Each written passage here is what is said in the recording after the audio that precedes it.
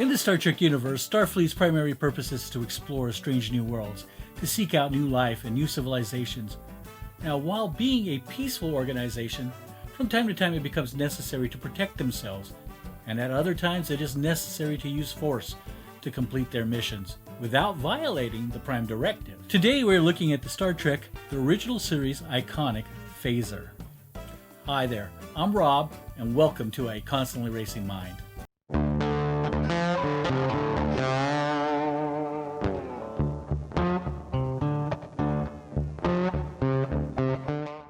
The phaser beam could stun, heat, kill, or disintegrate living creatures.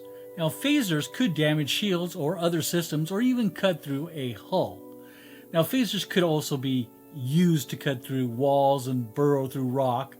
The beam could be focused on a single spot or widened to impact a larger area. Now, the phaser technology used by Starfleet was preceded by phase-modulated particle weapons in the mid-22nd century, including such weapons as the handheld phaser pistol and the ship-mounted phase cannon.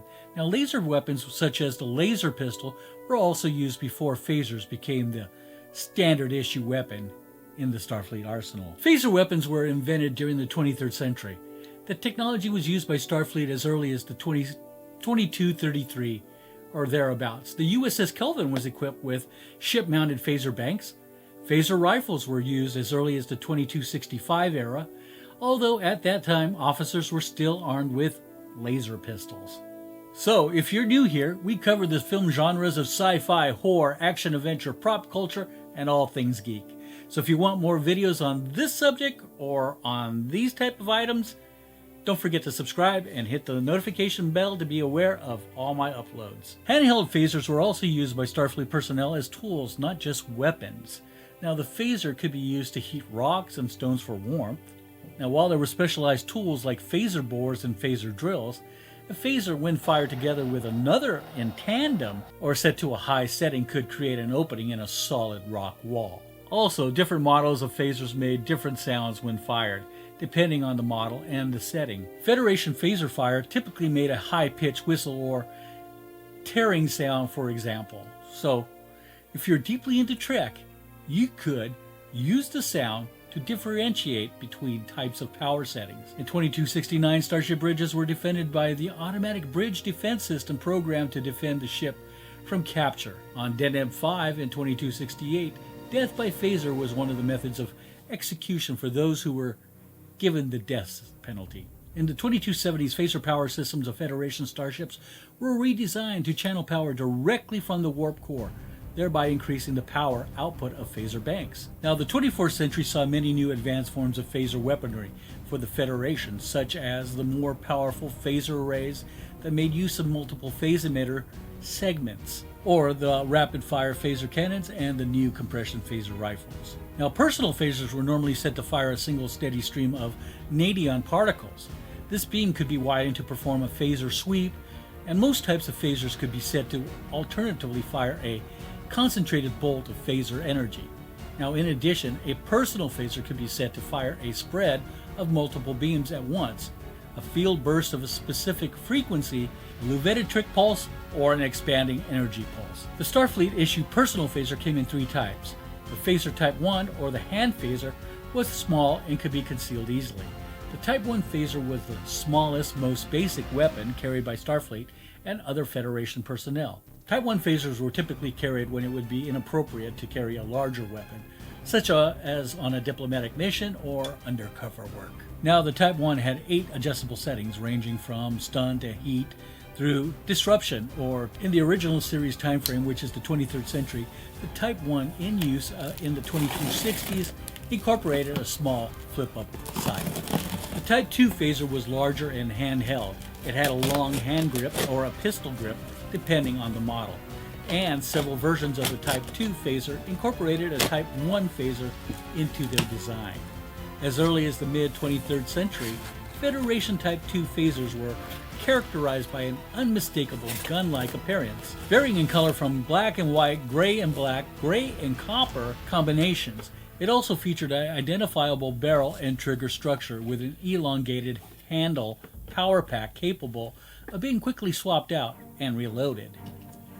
Now, unlike the majority of its descendants, the Type 2 phaser of the 2260s and later the 2280s featured an integrated companion, top-mount Type 1 hand phaser. A Type 2 phaser of the late 2260s was capable of firing an energy beam with a heat emission of 8,000 degrees centigrade. As a Type 2 phaser of this period, whereas on later models capable of power adjustments, beam intensity and even speed and motion could be altered depending on the intended function. They could be utilized to produce a cutting beam capable of slicing through a bulkhead, or to generate a phase spread. The energy from a 2260 model could also be drained, a process that took several hours, and used as a power pack source. And there's more. The energy from 6 phasers was capable of launching a small vessel or shuttlecraft. Adjustments could be made by a small knob at the rear of the device and one on the front of the left side. Now, these were versatile weapons. When overloading, this Type 2 phaser had the capability to destroy a significant portion of a starship. The destructive power of the Type 2 phaser of this era has been measured in thousands of lives when large numbers of Yangs were killed on the planet Omega 4 in 2268. And Proconsul Claudius Marcus of planet 8924, equivalent of a Roman Empire, noted that 100 men armed with a hand phasers could defeat the combined armies of Rome. Now, like my communicator, I got this one from the seller Diamond Select off of Amazon. As with any weapon, don't point it at anyone or anything unless you mean to harm them. And most importantly, don't point it at yourself, because you'll shoot your eye out, kid. The phaser is 8.5 inches long and 6 by 3/4 inches tall and 2 3/4 inches wide, which is 21.59 centimeters by 17.15 centimeters and just over 5 centimeters wide.